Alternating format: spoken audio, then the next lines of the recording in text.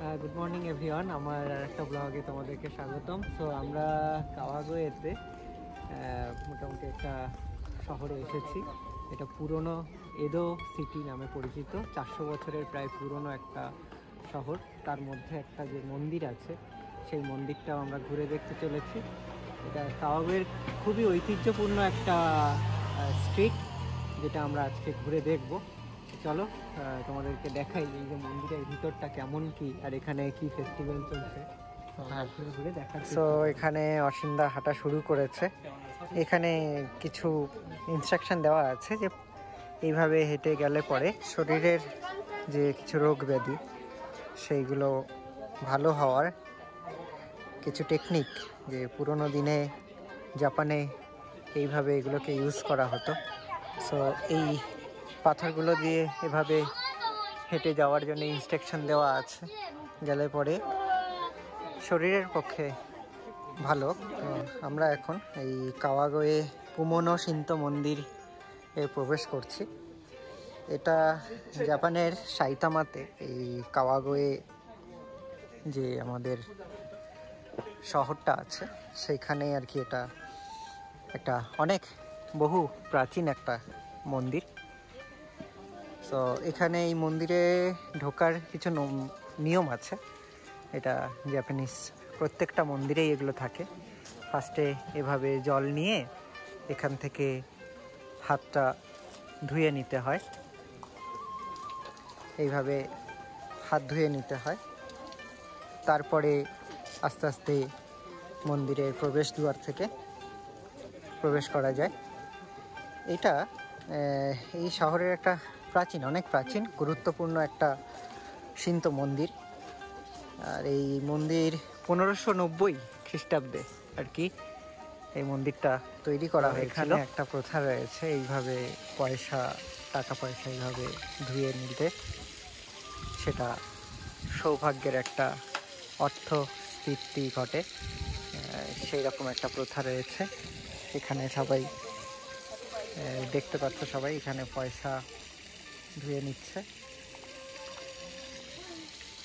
এটা একটা সৌভাগ্যের প্রতীক হিসেবে মনে করা হয়। আমি এটা করব।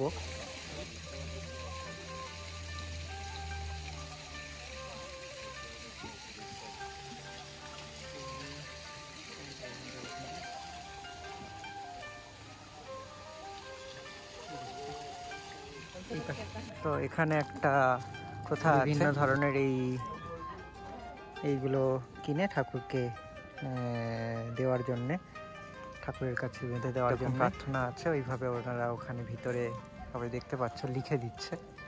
তো সেই লেখাটা নিয়ে এখানে ঠাকুরকে দেওয়ার বিভিন্ন প্রথা আছে। এইটা হচ্ছে সেই ঠাকুরের জায়গা। এখানে বিভিন্ন রকমভাবে সবাই নিজের প্রার্থনা এর মধ্যে দিয়ে, এই যে এখান থেকে দেখতেই পাচ্ছ সবাই, আশা করি এর মধ্যে প্রার্থনার কাগজটা দিয়ে সিল করে এভাবে দিয়ে দিতে হয়। এই হচ্ছে এখানে গুড লাকের যে দেবতা, সেটা এখানে এভাবে দেওয়া আছে। আমরা এখন এটা দিয়ে বেরোবো, আরও ঘুরে ঘুরে কিছু দেখার আছে, সেইগুলো আমরা দেখব। সো কাওয়াগোয়ে যে পুরনো স্ট্রিট, যেটা সবাইকে বলছিলাম, আজ আমরা সেটা দেখতে এসেছি। খুবই ফেমাস সাইতামার এই স্ট্রিটটা। সবাই দেখতে পাচ্ছ জাপানিজ যে পুরনো এদো পিরিয়ডের, অর্থাৎ এখান থেকে 1500-1600 খ্রিস্টাব্দে এই স্ট্রিটটা খুব ফেমাস ছিল। তো এগুলোই আমরা আজকে ঘুরে দেখতে এসেছি। পুরনো দিনের জাপানের যে ঐতিহ্য কেমন কি ছিল। বিভিন্ন রকম ছোট ছোট দোকান আছে। আর এই যে এই রিক্সা, জিন রিক্সা, এটাও খুব ফেমাস, এই যে টানা রিক্সা। তো এটা পুরনো দিনে জাপানে খুবই ফেমাস ছিল, সেই ঐতিহ্যবাহী রিক্সা। সেইটা করে এখানে ঘোরানোর ব্যবস্থা আছে।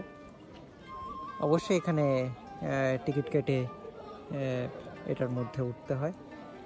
আর এখানকার যে রিক্সা চালকরা আছে তারা নিজেরাই এক একজন গাইড, তো কিভাবে কোথায় কি আছে সেইগুলো তারা গাইড করে করে দেখান। এরকম আশাকুশা বলেও একটা এরিয়া আছে, আমরা সেখানে যাব কয়েকদিন বাদেই। সেই স্ট্রিটটাও আমরা ঘুরে দেখব এরকমভাবেই। আমরা এই রাস্তাটা ধরে হেঁটে হেঁটে ঘোরার চেষ্টা করছি। এখন কিছু কিছু তো বাড়ি হয়েই গেছে, বড় বড় বিল্ডিং আছে। তাছাড়াও এই ছোট ছোট ঘরগুলোকে এখনও সংরক্ষণ করে রাখা হয়েছে এই স্ট্রিটটাকে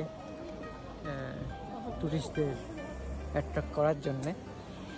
এখন এই বিল্ডিংগুলো, এই বিল্ডিংগুলো এখন রেস্টুরেন্ট হয়ে গেছে, বিভিন্ন স্টোর হয়ে গেছে। তো পুরো অনেকটা ওই দূর অবধি অনেক বড় স্ট্রিটটাই এরকমভাবে পুরনো ঘরবাড়ি আছে। আর সব থেকে বড় কথা, এখানে যে খাবারের দোকানগুলো, বিভিন্ন রকম ফুড, যে স্ট্রিট ফুড, সেইগুলো এখানে পাওয়া যাচ্ছে। এর যে গন্ধ, তা আবারও সেই পুরনো জাপানে ফিরিয়ে নিয়ে যায়। এখানে যে পোড়া মাংস, অর্থাৎ যে কাবাব, সেই কাবাব তৈরি করা হচ্ছে। বিভিন্ন এরকম ছোট ছোট দোকান যেগুলো পুরনো জাপানের ঐতিহ্য ধরে রেখেছে, সেই স্টোরগুলো এই দুপাশ দিয়ে আছে। প্রচুর লাইনও পড়েছে, অনেক বড় বড় রেস্টুরেন্ট আছে এর মধ্যে মধ্যে।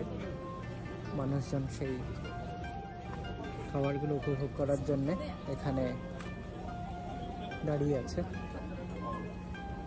আর সাথে সাথে ঘুরে দেখছে।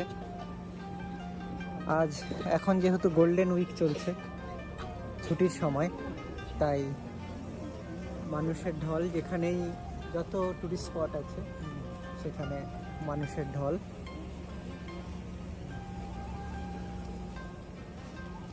যদিও এইসব স্ট্রিটে এত মানুষ থাকে না, ছুটির দিনগুলোতে এই স্ট্রিটের রূপই বদলে যায়। এর মধ্যে কিছু কিছু দোকান আছে, স্টোর আছে, যেখানে কিমোনো রেন্ট করা যায়।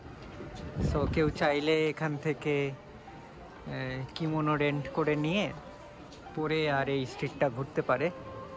তো তারও ব্যবস্থা এখানে আছে।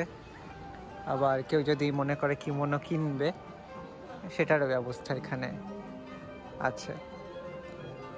তো এটা একটা কিমোনো রেন্টাল স্টোর বা গিফট স্টোর। বিভিন্ন রকমের এখানে গিফট পাওয়া যায়। এই যে হাত পাখা থেকে শুরু করে, জাপানে খুবই ফেমাস এই হাত পাখা। এখানে প্রচুর রকম ভ্যারাইটিস অফ গিফটস এখানে বিক্রি হচ্ছে। এই জিন রিক্সা, এগুলো সবাইকে তোলা হচ্ছে, টানা রিক্সাগুলো। এখান থেকে স্ট্যান্ড আছে। আর এই পাশ থেকে যে পুরোনো বিল্ডিংগুলোর কথা বলছি, এগুলোতে এখন সবগুলোই রেস্টুরেন্ট হয়ে গেছে, বড় বড়।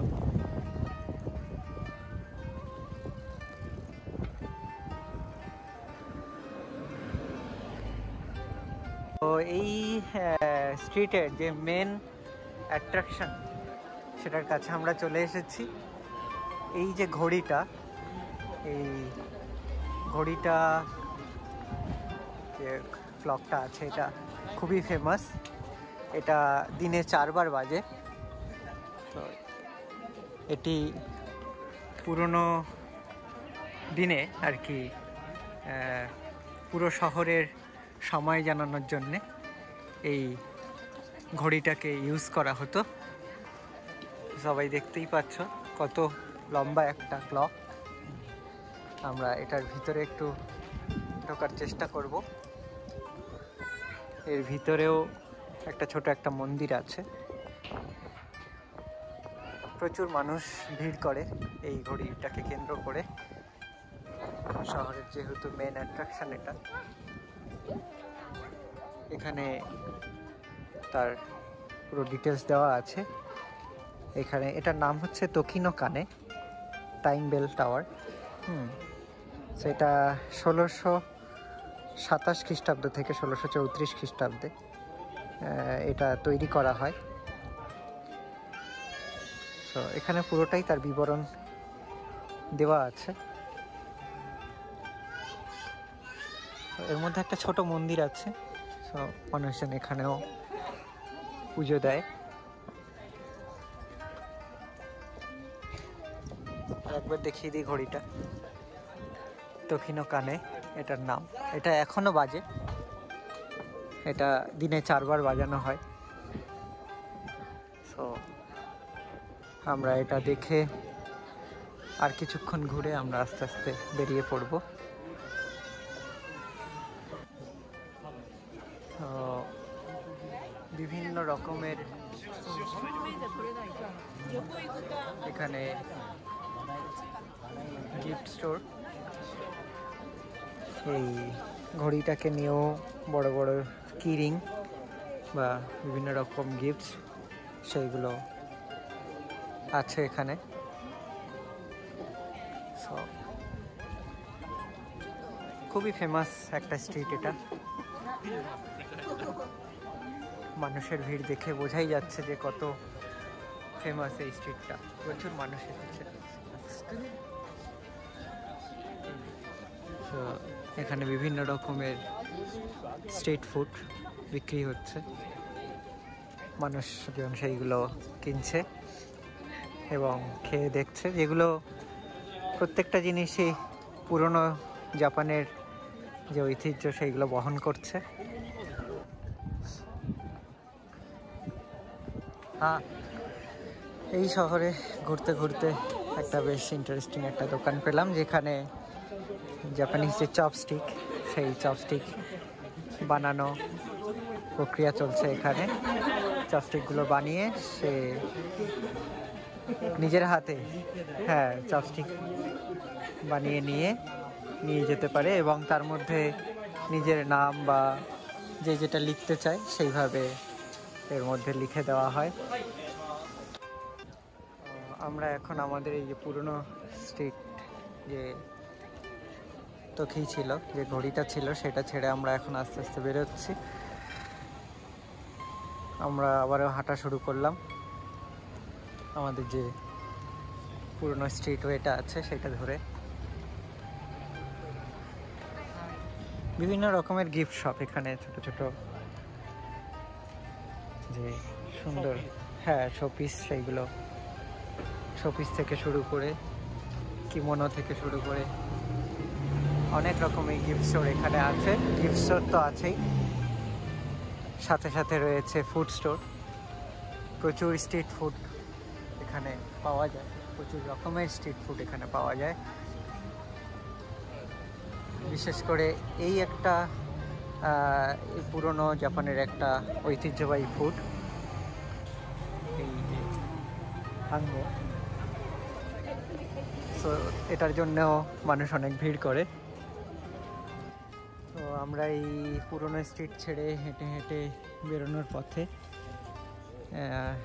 মেন যে এখানে আর একটা অ্যাট্রাকশন আছে, মিষ্টি আলু পোড়া।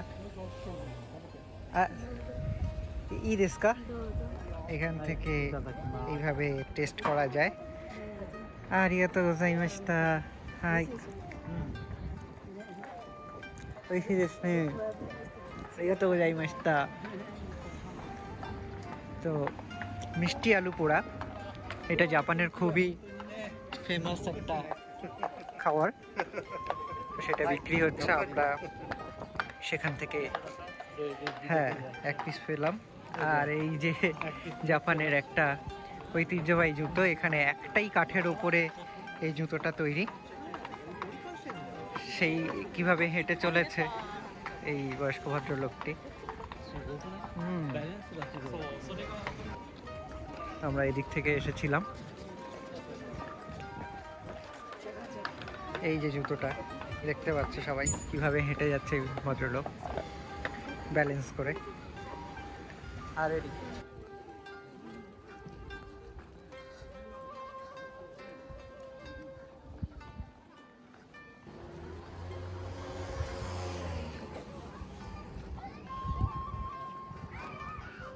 সো এখান থেকেই আমরা আমাদের ব্লগ আজকে স্টার্ট করেছিলাম, আর এখানেই শেষ করলাম। মোটামুটি আমাদের যে পুরোনো স্ট্রিটটা ঘুরে দেখার ছিল সেটা দেখা হয়ে গেল। আমরা সেই মন্দিরের সামনে আবার চলে এসেছি। তো আশা করি সবার ভালো লাগবে এই ব্লগটা, ভিডিওটা। সবাই কমেন্ট করে জানিও, আর পারলে শেয়ার করো। আর আবারও দেখা হচ্ছে আমাদের নেক্সট একটা ভিডিওতে। এখন যেহেতু আমাদের গোল্ডেন উইক চলছে, তো আমরা এখন ঘুরতে থাকবো। তো আবার দেখা হচ্ছে নেক্সট ভিডিওতে। ওকে।